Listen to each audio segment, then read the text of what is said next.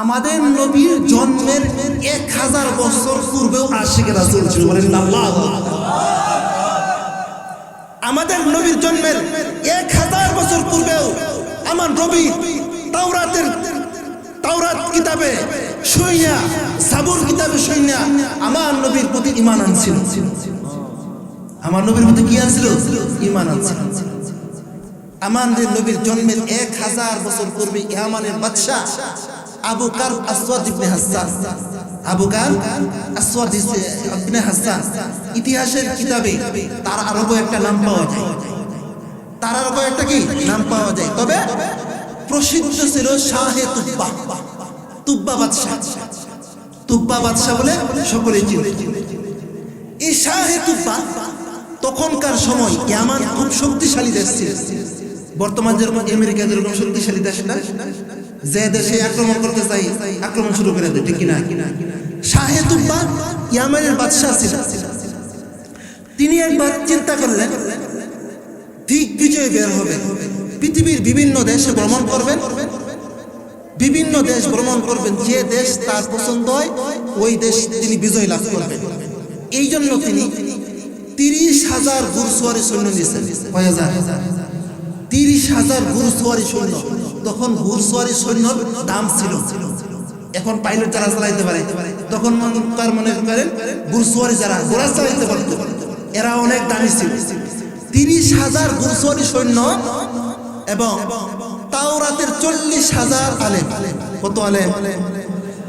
তাওরাতের 40,000 আলেম নিয়ে একটা বিশাল বাহিনী গঠন করছেন। তিনার ইচ্ছা হলো দেশ ভ্রমণ করবেন, যে দেশ পছন্দ এই দেশ তিনি বিজয় লাভ করবেন। যেই কথা সেই কাজ। শাহে তুব্বা এই 30,000 সৈন্য নিয়ে রওনা দিছে। যাচ্ছে প্রতিমধ্যে দেখলেন একটা খেজুর বাগিচা বিশিষ্ট মনোরম একটা দেশ, সুন্দর একটা দেশ। খেজুর বাগিচা সুন্দর একটা দেশ। তার ওই দেশ দেখে পছন্দ হয়ে গেছে। ওই দেশের নাম ছিল ইয়াসরিব। নাম কি ছিল? ইয়াসরিব। বর্তমানে যার নাম মদিনা। যার নাম কি? মদিনা। মদিনার আগের নাম কি ছিল? ইয়াসরিব। এই ইয়াসরিব তার পছন্দ হয়ে গেছে, তিনি বিজয় লাভ করলেন। তখনকার মদিনা তিনি বিজয় লাভ করলেন। বিজয় লাভ করে তার একটা সন্তান ছিল, শাহে তুব্বার একটা সন্তান ছিল।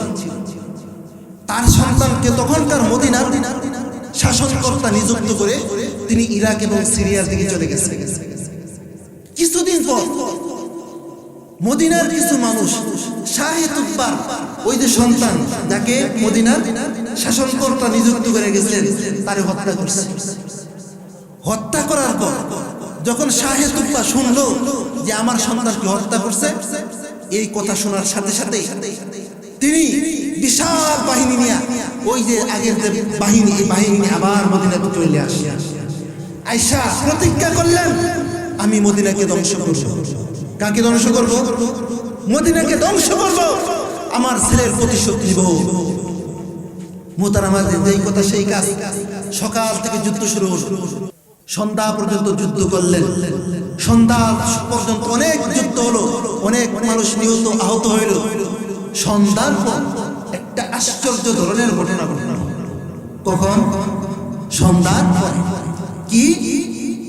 এই যে শাহে তুব্বার সৈন্যবাহিনী যে মদিনাবাসীদেরকে আক্রমণ করলো, সারাদিন যাদের সাথে যুদ্ধ করলো, এই মদিনার কিছু মুরব্বী মানুষ খাবার রান্না কইরা ব্যাগ পাতিল ভর্তি কইরা মাথায় কইরা শাহে তুব্বার সৈন্যবাহিনীর কাছে নিয়ে আসছে।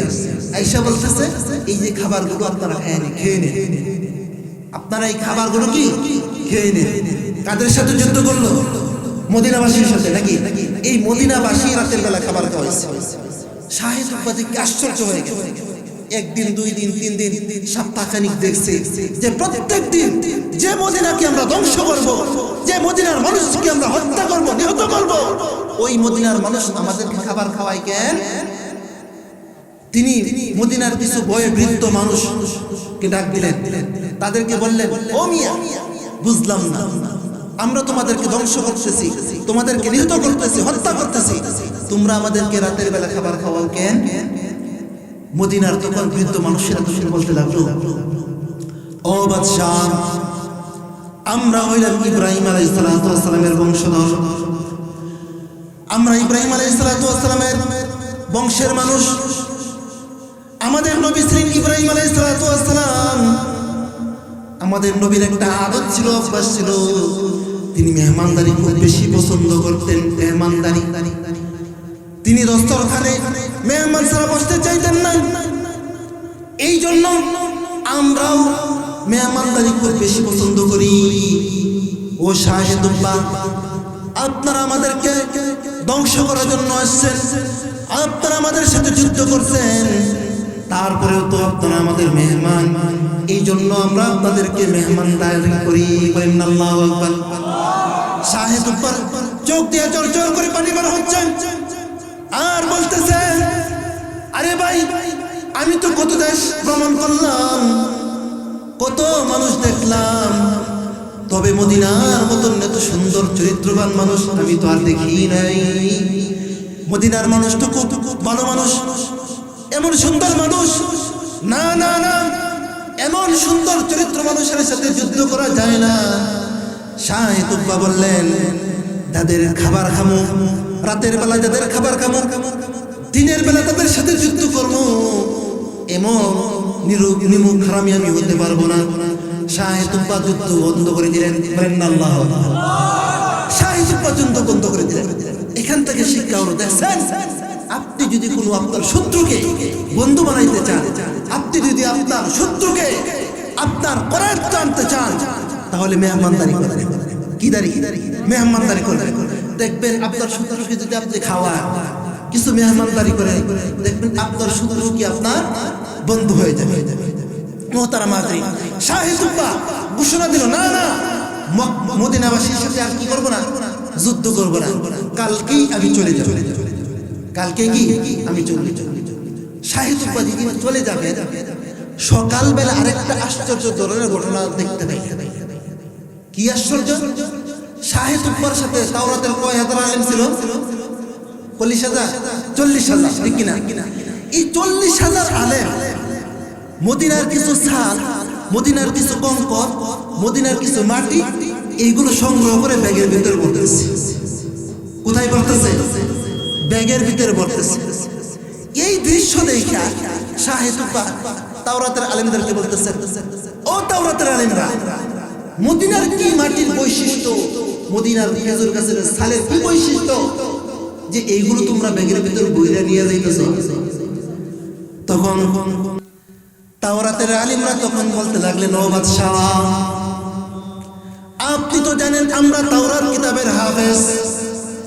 এই তাওরাত কিতাবের প্রত্যেকটা পৃষ্ঠায় পৃষ্ঠায় আখির জামানার পয়গম্বরের বৈশিষ্ট্য উল্লেখ করা হয়েছে। আখির জামানার পয়গম্বর বিশ্বনবী মুহাম্মদুর রাসূলুল্লাহ সাল্লাল্লাহু আলাইহি ওয়াসাল্লাম কোন বংশে আসবেন তা উল্লেখ আছে। কখন জন্মগ্রহণ করবেন, কার গর্ভে জন্মগ্রহণ করবেন, আখির জামানার পয়গম্বরের চুল মুবারক কেমন হবে, তার চেহারা মুবারক কেমন হবে, সব কিছু উল্লেখ রয়েছে। শাহে দুব্বা, ও বাদশাহ, আমরা তাওরাত কিতাব গবেষণা করে জানতে পারলাম আখির জামানার পয়গম্বর মক্কাতে জন্মগ্রহণ করবেন। মক্কাতে জন্মগ্রহণ করে মক্কাতে বেশি দিন থাকতে পারবেন না, মক্কার মানুষ তাকে বেশি দিন থাকতে দেবে না। মক্কা থেকে হিজরত করে অন্য কোনো দেশ নয়, অন্য কোনো শহর নয়, তিনি হিজরত করে এই মদিনাতে চলে আসবেন। বলেন আল্লাহু আকবার। শাহে দুব্বাকে বলতে লাগলেন, ও বাদশাহ, আমরা তো আখির জামানার পয়গম্বরকে পাবো না। আমরা যেহেতু আখির জামানার পয়গম্বর হিজরত করে এই মদিনাতে চলে আসবেন, এই জন্য মদিনার কিছু খেজুর গাছের ছাল আর ডাল এগুলো সংগ্রহ করে ব্যাগের ভিতরে নিয়ে যাচ্ছি। এই জন্য আমরা যখন মারা যাব, আমরা আমাদের সন্তানদেরকে ওসিয়ত করে যাব, আমরা মারা যাওয়ার পর মদিনার কিছু ছাল আর ডাল যেন আমাদের কাফনের ভিতরে বইরা দেয়। কেন কেন জানেননি? আমরা যখন আল্লাহর কাছে যাব, আল্লাহ যখন বলবেন, ও বান্দা, ও আমার গোলাম, তোরা কি নিয়ে আসছস? তখন আমরা আল্লাহর কাছে বলবো, ওগো আল্লাহ, ওগো আল্লাহ, আমরা তো আপনার হাবিবকে পাই নাই, তবে আপনার হাবিব যে দেশে হিজরত করে চলে আসবেন ওই দেশের কিছু মাটি আর ছাল খেজুর গাছের ডাল নিয়ে আসছি। ওগো আল্লাহ, আপনার হাবিবের উসিলায় আপনি আমাদেরকে মাফ করে দেন। বলেন আল্লাহু আকবার। শাহেদ উব্বার চোখ দিয়ে চরচর করে পানি বের হচ্ছে। শাহেদ উব্বা বলতে লাগলেন, আখির জামানার পয়গম্বর এখানে হিজরত করে আসবেন, এই জন্য তোমরা খেজুর গাছের ছাল আর ডাল এগুলো সংগ্রহ করে নিয়ে যাচ্ছ, তাহলে তো আমারও কিছু একটা করা দরকার, ঠিক কিনা বলেন? শাহিদ উব্বা বলতে লাগলেন, তাওরাতের আলেমদানি বলতে লাগলেন, আচ্ছা বলো তো দেখি, এইখানে যে শেষ নবী আসবেন এখানে কি তার কোনো বাড়ি থাকবে, ঘর থাকবে? তাওরাতের আলেমরা বললেন, না না না, তার এখানে কোনো ঘর থাকবে না, বাড়ি থাকবে না, তিনি এখানে মেহমান হিসেবে আসবেন, তার কোনো বাড়ি থাকবে না। এই কথা শোনার সাথে সাথে শাহেদ উব্বা বললেন, সফর ক্যান্সেল। সফর কি ক্যান্সেল? সেনাপ্রধানকে ডাকলেন, ও সেনাপ্রধান এদিকে আসো, কথা আছে। কি কথা? তোমাদের শক্তিমত্তা অনুযায়ী, তোমাদের কৌশল অনুযায়ী এখানে একটা দোতলা বিশিষ্ট ঘর বানাও। কতলা? কয়তলা? দোতলা বিশিষ্ট একটা ঘর বানাও। যখন সেনাপ্রধান সেনাবাহিনীরা দোতলা বিশিষ্ট একটা ঘর বানাইলেন, মজবুত করে ঘর বানাইলেন, তখন বাদশাকে বললেন, ও বাদশা, এই যে আমরা একটা মজবুত একটা দোতলা বিশিষ্ট ঘর বানাইছি। তখন শাহিদ উব্বা বলতে লাগলেন, ও তাওরাতের আলেমেরা, ও সেনাপ্রধানেরা, সেনাপ্রধান জানো আমি এই ঘর কেন বানাইছি? জানো কি তোমরা? আসবেন আখির জামানার পয়গম্বর হিজরত করে মদিনায় চলে আসবেন, তার জন্য আমি এই ঘরটা বানাইলাম। বলেন আল্লাহ। কত বছর আগে? 1000 বছর আগে, ঠিক কিনা বলেন? শাহেদ উব্বা এই ঘরের চাবিটা সেনাপ্রধানের হাতে দিলেন, সেনাপ্রধানের হাতে দিলেন আর বললেন, তুমি এই ঘরটা পাহারা দিবা। কি করবা? এই ঘর পাহারা দিবা। তোমার জীবদ্দশায় যদি আখির জামানার পয়গম্বর চলে আসে তাহলে আমাকে নিয়ে আসবা, আমি তার হাতে হাত থেকে কালিমা পড়ে মুসলমান হয়ে যাব। বলেন আল্লাহু আকবার। আর যদি তোমার জীবদ্দশা না আসে তাহলে ধরো আমার একটা চিঠি, এই চিঠিটা তুমি হেফাজত করবা আর এই ঘরের চাবিটা হেফাজত করবা। তোমার জীবদ্দশায় যদি না আসে তাহলে তুমি তোমার বংশের লোকদেরকে বলে যাইবা, তারা যেন এই ঘরের হেফাজত করে, এই চাবি হেফাজত করে, আমার চিঠিটা হেফাজত করে। কোন পর্যন্ত? এই ঘরের আসল মালিক আসার আগ পর্যন্ত, ঠিক কিনা? ওই দিক দিয়া আমাদের নবী কোথায় চলে আসছে? মদিনায় হিজরত করে চলে আসছে। মোহতারাম হাজরিন, আমার নবীর উটের লাগাম ছেড়ে দিচ্ছেন, মনে আছে? বিশ্বনবী সাল্লাল্লাহু আলাইহি ওয়াসাল্লাম উট চলতেছে। বিশ্বনবী সাল্লাল্লাহু আলাইহি ওয়াসাল্লামের উট চলতেছে, যাইতে যাইতে আবু আইয়ুব আনসারী রাদিয়াল্লাহু তাআলা আনহু বাড়ির উঠানে গিয়ে বসে গেলেন। বলেন আল্লাহু আকবার। বিশ্বনবী সাল্লাল্লাহু আলাইহি ওয়াসাল্লাম উটকে কথা দিলেন, ও উট এখানে বসছিস কেন? উটের জবান খুলে গেলেন। উট বলতে লাগলো, ওগো আল্লাহর পয়গম্বর, আপনি এই উটের লাগাম যে আল্লাহর হাতে ছেড়ে দিয়েছেন, ওই আল্লাহ তাআলা টেনে টেনে আমাকে এখানে নিয়ে আসছে। বলেন আল্লাহু আকবার। মুহতারাম হাজরিন, আবু আইয়ুব আনসারী যখন জানতে পাইলেন আখির জামানার পয়গম্বর চলে আসছে, আবু আইয়ুব আনসারী রাদিয়াল্লাহু তাআলা বিশ্বনবী সাল্লাল্লাহু আলাইহি ওয়াসাল্লাম দেখতেছেন আর বুকার মতন তাকায় রয়েছেন। ইনি বুঝি আখির জামানার পয়গম্বর, তার জন্য আমরা অপেক্ষা করতেছি, তার জন্য আমার বংশের লোকেরা অপেক্ষা করতেছিল।